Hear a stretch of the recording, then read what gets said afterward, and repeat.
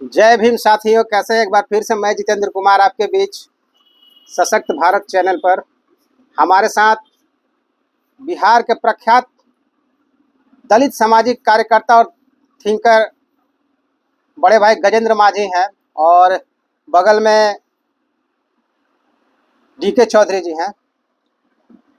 तो आज हम बिहार की जो राजनीतिक स्थिति परिस्थिति है, जो लोकसभा का चुनाव, उस हिसाब से जानना चाहते हैं गजेंद्र भैया से पहले कि गजेंद्र भैया, बिहार में दलितों की मुख्यतः 3 बड़ी पार्टियां हैं, बसपा, लोजपा और हम।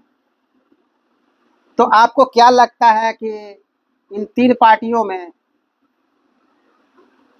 कौन सी ऐसी पार्टी है जो दलितों की और आम जन के बीच जाकर के अपनी वस्तुस्थिति स्पष्ट करेगी और विचारधारा को आगे बढ़ाने और एजेंडे को आगे बढ़ाने में काम करेगी? सशक्त भारत चैनल को बहुत बहुत धन्यवाद और जितेंद्र कुमार जी आपको भी बहुत बहुत धन्यवाद मैं करता हूँ। अब ये जो लोकतंत्र की चुनाव चल रहे हैं और खास करके बिहार एक अहम चुनाव, बिहार के परिवर्तन और बिहार के एजेंडा, यदि बिहार परिवर्तन चाहता है तो देश परिवर्तित होता है। यदि बिहार एजेंडा किसी भी एजेंडे को शिफ्ट करना चाहता है तो देश में वह एजेंडा शिफ्ट होता है। तो चुनाव के दरमियान विभिन्न जगहों के हमने दौरा किया है और अभी उससे लगता है कि आपका खास ही कह रहे हैं जितेंद्र जी के यहाँ 3 दलितों की क्षेत्रीय पार्टियां हैं। नहीं, एक राष्ट्रीय पार्टी है बसपा। हाँ, एक बहुजन समाज पार्टी एक राष्ट्रीय पार्टी है, लेकिन 2 पार्टियां क्षेत्रीय दल, जिसमें एक हम जीतनराम मांझी जी का और एक लोक जनशक्ति पार्टी यानी रामविलास पासवान जी का लोजपा। और इस चुनाव का जो सिनेरियो आ रहा है, एक दोनों पार्टियां जो स्थानीय पार्टी है, जो क्षेत्रीय दल है जीतनराम मांझी और लोजपा का, ये दोनों पार्टियां एनडीए गठबंधन के साथ और अच्छन और संविधान के सवाल पर जो दलित वोट है वो भाजपा के खिलाफ है। तो ये दोनों पॉलिटिकल पार्टियां कितना सरवाइव करेगी। लेकिन वही आप देखिएगा कि हमेशा अपनी बुनियाद से ही बहुजन समाज पार्टी भारतीय संविधान, बाबा भीमराव अम्बेडकर के सम्मानों के साथ दलितों के सवालों पर देश में लड़ती रही है और बिहार में भी लड़ती रही है।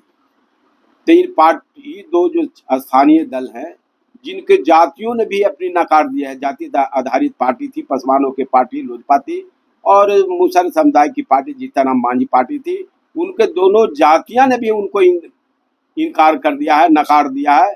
इसलिए अब हमको लग रहा है कि इन इश्यूओं पर, दलित के इश्यूओं पर बहुजन समाज पार्टी बहुत समझ बूझकर आगे बढ़ रही है। अब लगता है कि बहुजन समाज पार्टी ही आगे बिहार में बढ़ेगी। इसका हम उदाहरण देते हैं। हम कई देखिए, जैसे हम उदाहरण दे रहे हैं, जैसे हम उदाहरण ये जानना चाहते हैं कि बहुजन समाज पार्टी जितने भी अपने कैंडिडेट को खड़े किए हैं, उसमें कौन ऐसे ऐसे कैंडिडेट हैं जो खास करके इन दलों को के साथ मुकाबला में कर सकती हैं, जीतने का वो दावा कर सकती है? बहुजन समाज पार्टी इस बार जो अपने कैंडिडेट उतार रहे हैं लोकसभा में, वो बहुत सूझबूझ के साथ उतार रहे हैं। हमने देखा कि जहानाबाद में डॉक्टर अरुण कुमार एक खास विशेष जाति को जरूर है, लेकिन वो बिहार के नेता हैं और उनको अपनी बिहार में एक राजनीति फाइट है।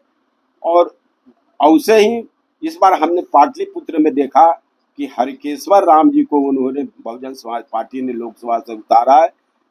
हरिकेश्वर राम जी दलित इश्यू के सवालों पर, चाहे कर्मचारियों का सवाल हो, चाहे अन्य भारतीय संविधान के दलितों पर जो संवैधानिक हमलों होते हैं, उनके खिलाफ हमेशा वो खड़े रहे हैं दलितों के इश्यू पर। और उसे लोगों को चुनाव में उतारना, यह एक लोकतंत्र के लिए बहुत बड़ी अहम सवाल है कि उसे लीडरशिप, उसे नेतृत्वकारी को बहुजन समाज पार्टी चुन चुन कर उतार रही है, जिससे जनता में हम देख रहे हैं कि जो इस चुनाव में खलबलाहट है, तो आगे आने वाले संसदीय चुनाव में इन्हीं लोग जैसे लोग नेतृत्व करेंगे, इन्हीं लोग जैसे चुनाव जीतेंगे, तभी ये संसद का गरिमा, तभी ये समाज का गरिमा, तभी ये सामान्य भागीदारी और क्या कहिए कि जिसके जितनी संख्या भारी उसके हिस्सेदारी मिल सकेगा।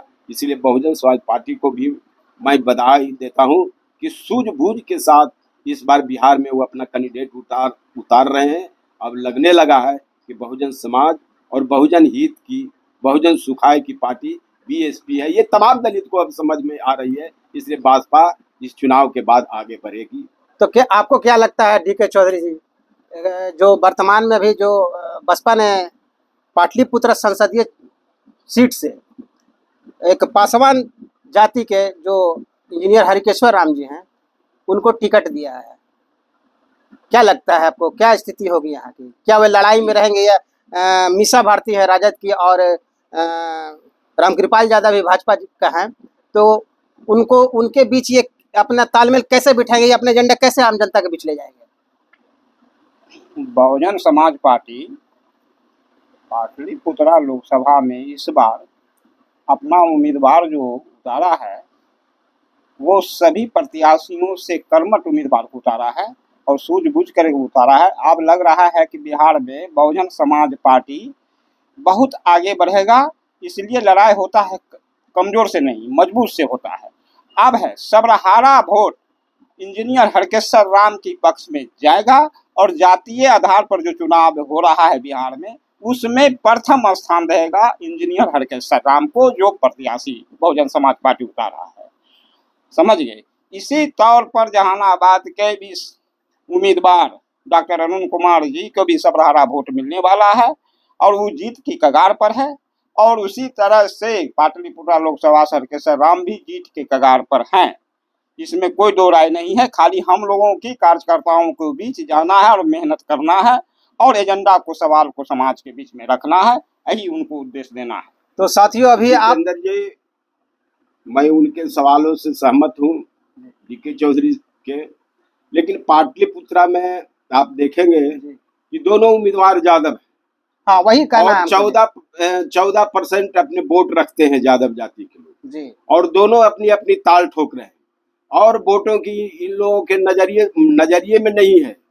लेकिन इस बार आप जानिए कि महादलित और दलित दोनों जदयू के छोड़ चुका है और छोड़ने के बाद वह वोट आरजेडी की तरफ नहीं मुड़ेगा, वह वोट भाजपा की तरफ नहीं मुड़ेगा, वह वोट बहुजन समाज पार्टी की तरफ मुड़ेगा और हरकेश्वर राम जी सीधा संघर्ष में रहेंगे और जीतेंगे। अंतिम में हरकेश्वर राम जी की ही जीत होगी इस पाटलिपुत्र लोकसभा क्षेत्र से। गजेंद्र भैया, हम ये जानना चाहते हैं कि लालू यादव ने कहा है कि हम आरक्षण और संविधान बचाने का काम कर रहे हैं, तो क्या उनका परिवार ही आरक्षण और संविधान बचाने का सिर्फ काम करेगा? दोनों बेटियां को उन्होंने खड़ा कर दिया, पत्नी को मुख्यमंत्री बनाया, दोनों बेटा को विधायक बनाया, एक को उप मुख्यमंत्री बनाया, यहाँ भी वही स्थिति है। तो आपको क्या लगता है मीसा भारती क्या करेंगे? यहाँ हरकेश्वर जी हैं और एक तरफ आपका ये बीजेपी संविधान और आरक्षण को समाप्त करने वाली पार्टी है रामकृपाल जी। ये दोनों उम्मीदवार जो पाटलिपुत्र के हैं उनकी अपनी जातीय वोट पर भरोसा और दूसरे वोट को वह समझ ही नहीं रहे कि एक बड़ा मास का वोट है जो अभी बाकी है। और ऐसे परिस्थिति में आप देखेंगे जितेंद्र जी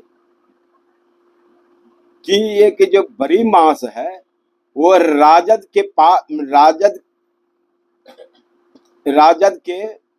पास नहीं है और वह राजद को वोट भी नहीं करना चाहता है।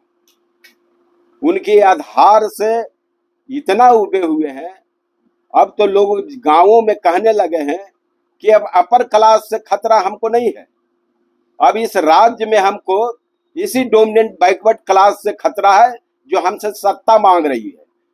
तो वह दलित वर्ग के लोग बहुत नाराजगी में है, ये मुखालफत में न रहे कि यह राजद को दलित वर्ग के लोग वोट देने जा रहे हैं, या सीधे वोट बहुजन समाज पार्टी को ट्रांसफर करेंगे, जदयू को छोड़ेंगे और बहुजन समाज पार्टी के हरकेश्वर राम यहाँ से लोकसभा चुनाव में जीतने की काफी उम्मीदों के साथ मैं समझता हूं कि हैं और जीतेंगे। मेरा कहने का मतलब ये हुआ, समझ में ये आया कि सही विकल्प न रहने के कारण पाटलिपुत्रा में हमेशा लड़ाई मीसा भारती और बनाम आपका ये भाजपा के रामकृपाल यादव के बीच में होता था। अब बसपा से इंजीनियर हरिकेश्वर राम जी के आने के बाद ये लड़ाई तिकोनीय हो गई है और आशा है साथियों कि आप भी इस बात पर इस जो अभी हम लोगों ने चर्चा किया है उस पर गंभीरता से विचार करेंगे और सोचेंगे कि पाटलिपुत्रा जैसी सीट पर आप कैसे उम्मीदवार को जिताना चाहेंगे जो लगातार 2 बार टर्म में रह चुका है, फिर भी पाटलिपुत्रा के लिए आप देखें क्या किया क्या नहीं किया, वो अपने विवेक से समझ सकते हैं। और एक तरफ मीसा भारती हैं, वो राज्यसभा की सांसद रहते हुए उन्होंने कितना काम किया है वो भी आप समीक्षा कर सकते हैं। और एक तीसरे उम्मीदवार के रूप में बसपा के इंजीनियर हरकेश्वर राम जी आए हुए हैं, इन पर भी आप विचार कीजिएगा। मिलते हैं किसी और विषय पर। जय भीम, जय भारत, जय संविधान।